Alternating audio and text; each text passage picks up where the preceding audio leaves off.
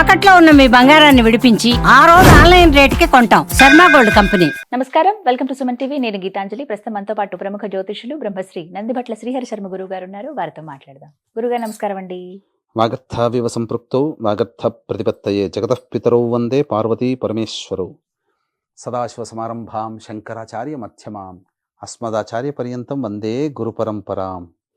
ఆదిత్యాయ చ సోమాయ మంగళాయ బుధాయ చ గురు శుక్ర శనిభ్యశ్చ రాహవే కేతవే నమః. శృంగేరి జగద్గురు పీఠాధిపతులకి, కంచి పీఠాధిపతులకి నమస్కారములు తెలియచేసుకుంటూ కార్యక్రమాన్ని ప్రారంభిద్దాం. గురుగారు, 4వ తారీఖు రథసప్తమి. అయితే కొన్ని రోజుల క్రితం మీరు ఒక సందర్భంలో ఒక మాట అన్నారు. రథసప్తమి రోజు ప్రత్యేకంగా ఒక వ్రతాన్ని నియమంగా పెట్టుకుని ఆచరిస్తే చాలా మంచి జరుగుతుంది అని చెప్పి, అది కూడా స్వయంగా శ్రీకృష్ణ భగవానుడే ఈ విధంగా చెప్పాడు అని. అది కూడా ప్రత్యేకంగా వివాహం ఇబ్బందులు ఉన్న వాళ్ళకి, దాంపత్యంలో ఇబ్బందులు ఉన్న వాళ్ళకి, సంతానం లేని వారికి, అలాగే ఆరోగ్య సమస్యలు బాగా ఎప్పుడు ఉండనే ఉన్నాయి అన్న వాళ్ళకి, ఇంకా కుటుంబం అంతా ఏదో ఒక ఆర్థిక సమస్య ఉంటుంది ఇలా, అలాగే ఉద్యోగ పరంగా కావచ్చు, వ్యాపార పరంగా కావచ్చు, ఎన్నో ఇబ్బందులు ఇవి నిత్య జీవితంలో అందరూ ఎదుర్కొనేవి. వీటన్నింటికి ఒక పరిష్కారం, ఒక వ్రతం స్వయంగా శ్రీకృష్ణ భగవానులే చెప్పారని అన్నారు. ఇది సందర్భం కాబట్టి అడుగుతూ ఉన్నారు. మరి ఈ రథసప్తమి రోజున ఆ శ్రీకృష్ణ భగవానుడు చెప్పినటువంటి ఆ నియమాలు ఏమిటి, ఆ వ్రతాలు ఏంటి తెలియచేయండి. తప్పకుండానమ్మా. మనకు ఈ రథసప్తమి రోజుననే ఒక వ్రత విధానం అనేటువంటిది సాక్షాత్తు శ్రీకృష్ణుడే తెలియచేసినటువంటిది. కాబట్టి నేనేదో చెప్పానంటే మంచి ఉండొచ్చు, చెడు ఉండవచ్చు, కానీ కృష్ణ భగవానుల వారు చెప్పారు అంటే సత్యమయ్యే కదమ్మా. సత్యం అంటేనే కృష్ణుడు, జ్ఞానం అంటేనే కృష్ణుడు, అన్నిటికంటే కలియుగ గురువు శ్రీకృష్ణుల వారు. కాబట్టి ఒక గురువే మనకు సెలవిచ్చినటువంటి విధానం చేత ఆ గురువులైనటువంటి కృష్ణ భగవానుడు చెప్పినటువంటి వ్రత విధానాన్ని ఆచరించడం ద్వారా ఇప్పుడు మీరు అన్నట్టుగా కృష్ణుడికి అనుగ్రహం కలుగుతుంది. కృష్ణుడి యొక్క అనుగ్రహం మనకు కలుగుతుంది. అంటే దీని వృత్తాంతం మీకు తెలియచేస్తానమ్మా. ఇక భారత యుద్ధం అయిపోయింది. ధర్మరాజు ఏం చేసేవాడంటే ఏ చిన్న సందేహం వచ్చినా దగ్గరుండి యుద్ధంలో గెలిపించాడు కదా, ఇక ప్రతిదీ కూడాను కృష్ణ భగవాన్లు అడగడం మొదలు పెట్టేవాడు. కొన్ని సందేహాలు తీర్చాడు, కొన్ని భీష్ముడి దగ్గరికి వెళ్ళి తీర్చుకోవాలి అని చెప్పడం పంపించాడు. ఆ విధంగా ధర్మరాజు కృష్ణుల సంవాదంలో జరిగినటువంటి విషయాల్లో తీర్చబడినటువంటి సందేహాలు ఒకటి అద్భుతమైనది మనకు లభ్యమైంది. అటువంటిది ఇప్పుడు మనకి ప్రేక్షకులకు అందరికీ, ఎందుకంటే మీరైనా సంస్థ యాజమాన్యమైనా ప్రజలకి ఏది ఉపయోగమో అది మనం అందిస్తున్నాం. కాబట్టి అది చక్కగా మనకు మీకు అందరికీ తెలియచేయడం అనే ఉద్దేశంతోనే మీకు అప్పుడు చెప్పడం జరిగింది. సమయం సందర్భం ఇప్పుడు రథసప్తమి ఎలాగో వస్తుంది. అయితే ఏం చెయ్యాలి అని అంటే, ధర్మరాజు కృష్ణుడి దగ్గరకు వచ్చి, ఓ యదునందన, శ్రీకృష్ణ బావా, ఇప్పుడు ద్వాపర యుగం ఎలాగో యుద్ధం అయిపోయింది, ద్వాపర యుగం అంతమవుతుంది, రాబోది కలియుగం. ఈ కలియుగంలో మానవులు అనారోగ్యంతో బాధపడుతూ ఉంటుంటారు. ఇక్కడ వివాహాలు కాక చాలా మంది యుక్త వయసులో దాటిపోయి ఉంటుంటారు, వివాహాలు కావు. వివాహమైన దాంపత్య సమస్యలు వస్తుంటాయి, కలి ప్రవేశము చేత వచ్చేటువంటి దుర్మార్గాలు ఇవన్నీ. చాలా మంది వ్యసన పరులు, జూద పరులై చేస్తున్నటువంటి వృత్తి, ఉద్యోగము, వ్యాపారము అన్ని వదిలిపెట్టి తిరుగుతుంటుంటారు దేశ దిమ్మరులాగా. ఉద్యోగ సమస్యలు అన్నిటికంటే మించి చక్కటి ఆరోగ్యంగా ఉండాల్సినటువంటి యుగంలో, ఈ కలియుగంలో కలి ప్రవేశం వలన తెలియనటువంటి రోగాలు, చెప్పుకోలేనటువంటి రోగాలతో సతమతమవుతూ మనుషులు ఇబ్బంది పడుతూ ఉంటుంటారు. ముఖ్యంగా స్త్రీలకి కలి ప్రభావం ప్రవేశిస్తుంది కాబట్టి భారత యుద్ధం జరిగి సమస్త మానవుల్లో మగజాతంతా నశించిపోయింది. మరి భవిష్యత్తుకి సూచన ఏమో ఇదంతా ఆడవాళ్ళకి జరిగేది. కాబట్టి చక్కటి సౌభాగ్యం ఉండాలంటే ఏం చెయ్యాలి? ఇప్పుడు అందరూ మగవాళ్ళందరూ సంతానాన్ని కోల్పోయారు, అందరూ భర్తల్ని కోల్పోయారు. మరి సంతానం పొందాలంటే ఏంటి చేయాలి? ఇవన్నీ రావాలంటే, కలియుగంలో ఇవన్నీ వచ్చి సంతోషంగా అన్ని కుటుంబాలు ఉండాలి అనంటే, ముఖ్యంగా ధనపరమైన సమస్యలు తీరాలి అనంటే, అనారోగ్య సమస్యలు తీరాలి అనంటే, ఏ వ్రతాన్ని, ఏ నియమాన్ని పాటిస్తే మంచిది చెప్పు బావా అని కృష్ణుని అడుగుతాడు. అంతటా కృష్ణుడు అంతకుముందు జరిగినటువంటి వృత్తాంతాన్ని తెలియచేస్తాడు. సగర చక్రవర్తి అంటే రాముల వారి వంశంలో ఉన్నటువంటి వ్యక్తి.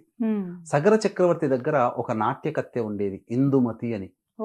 ఆమె రాజు యొక్క అభిమానాన్ని, ప్రేమను పొంది ఆ బహుమానాల రూపంలో ఎంతో గొప్ప ధనాన్ని సంపాదించుకుంది. ఆమె నివసిస్తున్నటువంటి ప్రాంతంలో ఆమె గొప్ప ధనవంతురాలైంది.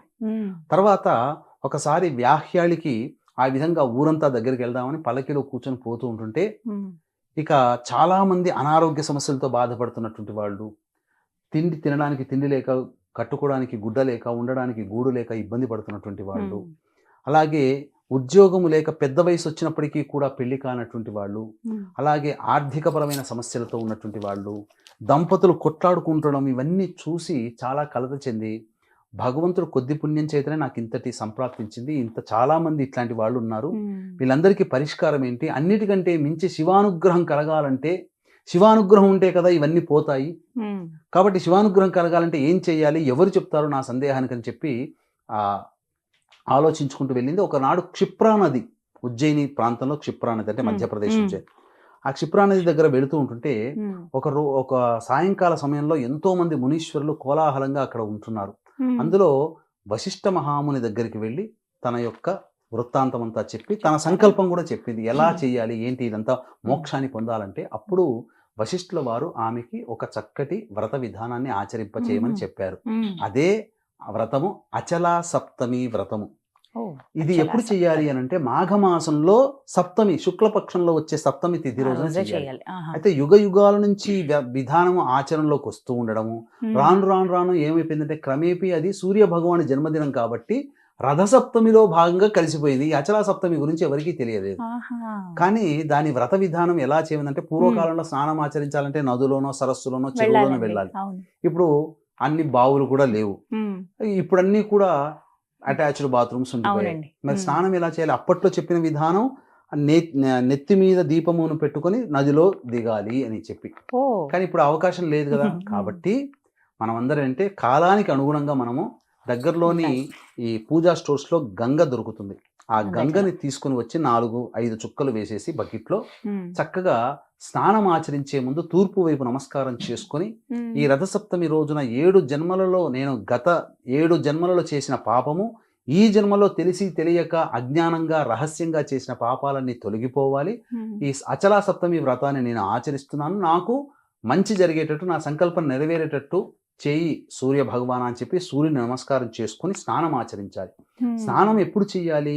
బ్రహ్మ ముహూర్త కాలంలో లేచి కాలకృత్యాదులు తీర్చుకొని అరుణోదయ కాలము అంటే ఎర్ర తివాచి పరిచినట్టుగా ఉంటుంది సూర్యుడు రాకముందు, ఆ సమయంలో స్నానము చేసి ఉదయిస్తున్నటువంటి సూర్యునికి ఎదురేగి సూర్యుడికి భాస్కరో నమస్కార ప్రియ, సూర్యుడికి నమస్కారము చేసి ఆ తదనంతరం 6 సార్లు అర్ఘ్యమిచ్చి తదనంతరం ఆ సూర్యాష్టకం 6 సార్లు పారాయణం చేయాలి.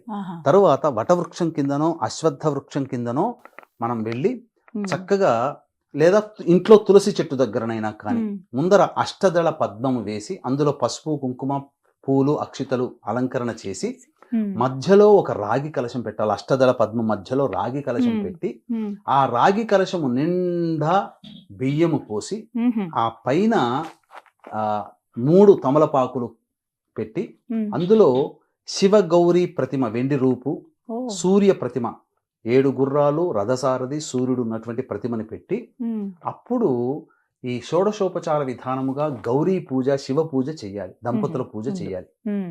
చేసిన తరువాత సూర్యుని కూడా పూజ చేయాలి షోడశోపచార విధానంగా. అప్పుడు శివ సహస్రనామము, గౌరీ సహస్రనామము, సూర్యాష్టకము, సూర్యాష్టోత్తరము కానీ లేదా విష్ణు సహస్రనామం కానీ పారాయణం చేసి దానిమ్మకాయ, ఆవు పాలు, 2 అరటిపండ్లు ఇలా నైవేద్యంగా పెట్టాలి. పెట్టిన తరువాత మధ్యాహ్న సమయంలో, సాయంకాల సమయంలో కూడా ఇదే విధానాన్ని ఆచరించాలి. ఆ రోజు నిద్రపోకూడదు మధ్యాహ్నం పూట. ఇక సాయంకాల సమయంలో కూర్చొని పూజ చేసిన తర్వాత మనకు ఈ కాలంలో ఎన్ని రకాల పండ్లు దొరుకుతాయో అన్ని రకాల పండ్లు ఆ యొక్క సాయంకాల సమయంలో నివేదన చేయాలి. చేసి వీలైతే ఆ రోజంతా జాగారం ఉండవచ్చు. మరుసటి రోజు కూడాను ఒక విధానం ఉంది, ఆ విధానాన్ని పాటించాలి.